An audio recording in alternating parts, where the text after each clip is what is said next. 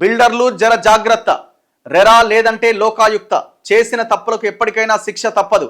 వాసవి శాంతా శ్రీరామ్ సంస్థలపైన లోకాయుక్తలో ఫిర్యాదు. గచ్చిబౌలి భూముల అక్రమ అనుమతుల వ్యవహారం. My Home, Prestige, Vasavi GP, Chandra Green పార్క్లకు రెరా నోటీసులు. తప్పుడు సమాచారం ఇచ్చి సర్టిఫికేట్ తీసుకున్నారని ఫిర్యాదులు. పిఆర్ఎస్ హయాంలో ఇలా లబ్ధి పొందిన కంపెనీలు ఎన్నో, వాటన్నిటికీ కష్టాలు మొదలైనట్టేనా?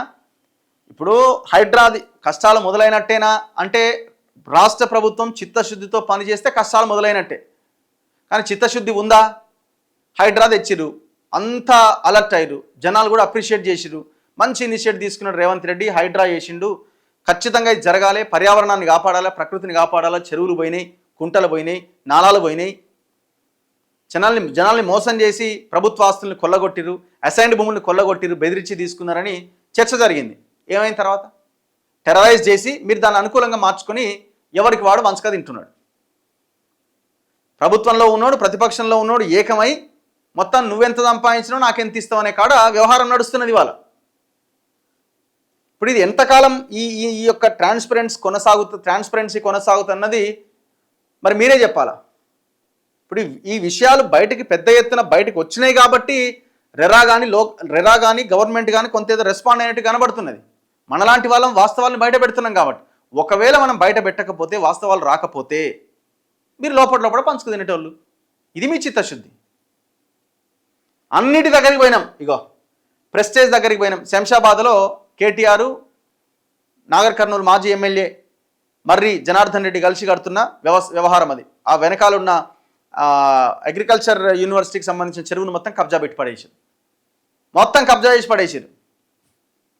దాని పక్కనే హైకోర్టు వస్తున్నది కదా, అక్కడే ఆ పివి ఎక్స్ప్రెస్ హైవే దిగంగానే రైట్ సైడ్ ఉంటుంది ప్రెస్టేజ్.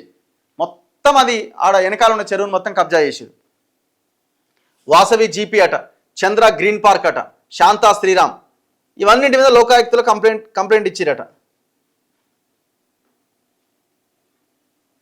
గచ్చిబౌలి భూముల్లో వాసవి శాంతా శ్రీరామ్ పాగా.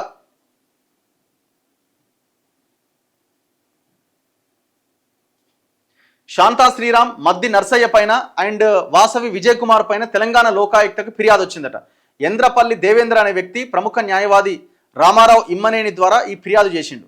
గతంలో జిహెచ్ఎంసీ కమిషనర్గా పనిచేసిన రొనాల్డ్ రోస్, ప్రస్తుత జిహెచ్ఎంసీ అదనపు చీఫ్ సిటీ ప్లానర్గా ఉన్న ప్రమోద్ కుమార్ అవినీతికి పాల్పడ్డారు.